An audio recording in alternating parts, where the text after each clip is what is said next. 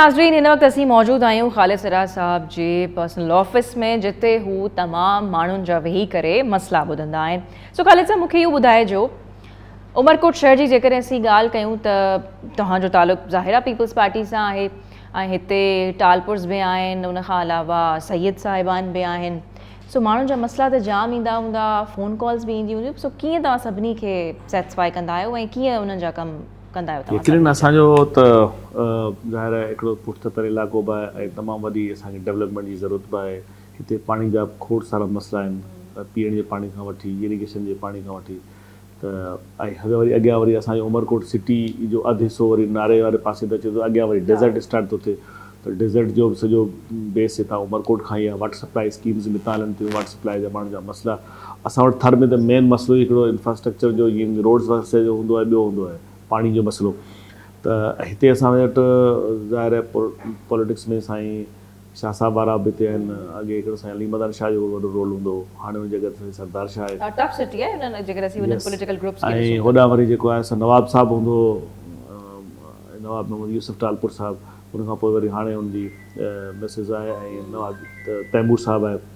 यकीनन हिते मसइला त खोड़ सारा आहिनि। जेके ॾिठो वञे त 15-20 साल अॻु में त तमामु वॾा मसइला हुआ। हाणे काफ़ी असां वटि रोड इंफ्रास्ट्रक्चर काफ़ी ठही विया आहिनि। वाटर सप्लाई जी स्कीमूं बि असां वटि 3-4 वॾियूं मेगा प्रोजेक्ट्स थर में हलनि ठहियूं आहिनि ऐं ॿियूं नयूं ठहनि पियूं। उमरकोट सिटी खे बि यकीनन मूं वटि त ॾिसो, आउं एज़ ए चेयरमैन त मूं वटि सभई यानी पीपल्स पार्टी जा माण्हू यकीनन अचनि था। उनखां सवाइ बि आउं सभिनी खे बराबरी जी अक्सर ॾिसंदो आहियां, सभिनी खे ओतिरो ई ट्रीट कंदो आहियां। मूं वटि को हू कोन्हे, डिस्क्रिमिनेशन कोन्हे त भई आउं को हुनखे ॾिसां हुनखे ॾिसां, ईअं न आहे। ऐं न ई मूं वटि को इहो हूंदो त आउं फ़ोन कॉल सिर्फ़ु सेव कॉल नंबरनि खे ॾिसां या पंहिंजे पर्सनल माण्हू खे या पोइ जो पीए ॾिसे। ऐं हर माण्हू जी हर नंबर जी हर कॉल खे आउं अटेंड कंदो आहियां ऐं एंटरटेन कंदो आहियां। पूरी कोशिशि कंदो आहियां त जंहिं माण्हू मसइलो उमेदु खणी मूंखे फ़ोन कई आहे त हुनखे आउं रिस्पॉन्स। सभ खां कॉमन आम मसइलो तव्हांखे रोज़मर्रा जेको फेस करिणो पवे पियो, आम माण्हू तव्हांजी तरफ़ शिकायत खणी अचे थो, उहो कहिड़ो हुजे थो?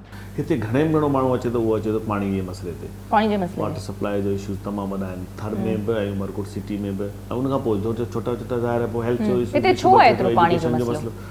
टेल एरिया आहे न, हिते पाणी जी शॉर्टेज आहे। असां सिंधु दरिया जे बिल्कुलु पुछड़ी ते आहियूं।